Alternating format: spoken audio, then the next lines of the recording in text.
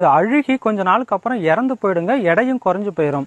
ஆனால் ஆலமரம் பார்த்தீங்கன்னா அதுக்கு ஆப்போசிட்டாக நடக்கும். எப்படின்னு பார்த்தீங்கன்னா, இந்த ஆலமரக்கட்டைகளை நம்ம தண்ணியில் ஊறப்படும் போது நாளுக்கு நாள் அதோட எடை அதிகமாயிட்டே இருக்குங்க.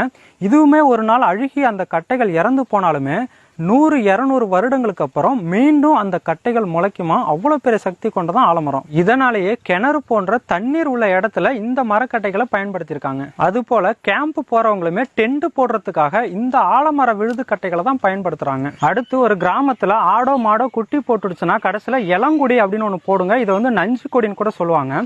இதை கண்ட இடத்துல கிராமத்துல தூக்கி போடவே மாட்டாங்க. ஏன்னா இதுல அதிகப்படியான விஷ நச்சுக்கள் இருக்குங்க. இது மனிதர்கள்ல இருந்து விலங்குகள் வரைக்கும் பாதிக்கும். இதை நீங்க மண்ணுல புதைச்சிட்டா கூட மண்ணு கெட்டு போயிருங்க.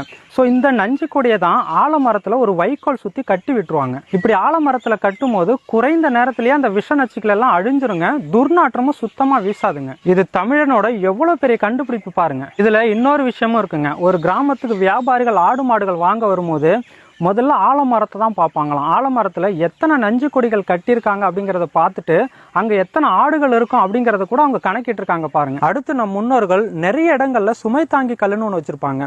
இந்த சுமை தாங்கி கல் பார்த்தீங்கன்னா பெரும்பாலும் ஆலமரத்துக்கு அடியில தான் வச்சிருப்பாங்க. அப்பெல்லாம் சாலைகளோ வாகனங்களோ எதுவுமே கிடையாதுங்க. வழிப்போக்கர்கள் அந்த வழியா செல்லும் போதோ இல்ல விவசாயிகள் தங்களோட விவசாய பொருளை வீட்டுக்கு எடுத்து செல்லும் போதோ தங்களோட சுமைகளை அங்க இறக்கி வச்சுட்டு அந்த ஆலமரத்துல ஓய்வு எடுத்துட்டு அதுக்கப்புறம் தான் உற்சாகமா வீட்டுக்கு போவாங்களாம். அது ஏன் ஆலமரத்துல சுமை தாங்கி கல் வச்சு அதுல ஓய்வு எடுக்கிறாங்க அப்படின்னு உங்களுக்கு டவுட் வரலாங்க.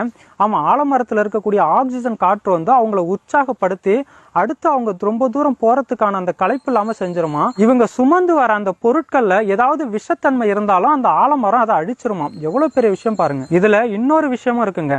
இந்த சுமை தாங்கி கல்லை ஏன் கருங்கல்ல கட்டியிருந்தாங்க?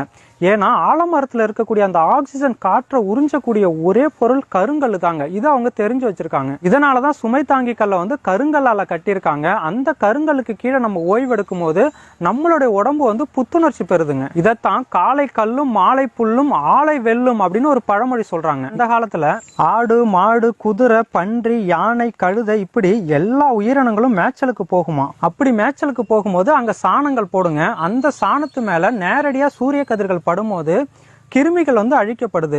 அந்த கிருமிகள் அழிக்கப்படும் போது அங்க அதிகப்படியான நச்சுக்கள் வெளியாகுமா. அந்த நச்சுக்களை சுத்தப்படுத்தக்கூடிய ஒரு திறமை ஆலமரத்துக்கு தான் இருக்கிறதா குறிப்பிடுறாங்க. இவ்வளவு சிறப்புகள் இருக்கிறதால தான் என்னவோ இந்தியாவிலிருந்து ஆலமரத்தை எடுத்துட்டு போயிட்டு அமெரிக்கா ஸ்பெயின் போன்ற பெரிய நாடுகள்ல இதை அதிக அளவில் வளர்த்துட்டு வராங்க. மரத்துக்கெல்லாம் தலைவனா இருக்கிற இந்த ஆலமரம் மருத்துவத்திலையும் எந்த குறையும் வைக்கலங்க. அதாவது லாக்டோபேசிலஸ் ஸ்ட்ரெப்டோகாக்கஸ் போன்ற பாக்டீரியாக்கள் தாங்க பற்சிதவை ஏற்படுத்துது. இதனாலதான் ஆலமரத்து விடுதலை பல்லு விளக்கும் போது அந்த விடுதலை இருக்கக்கூடிய துவர்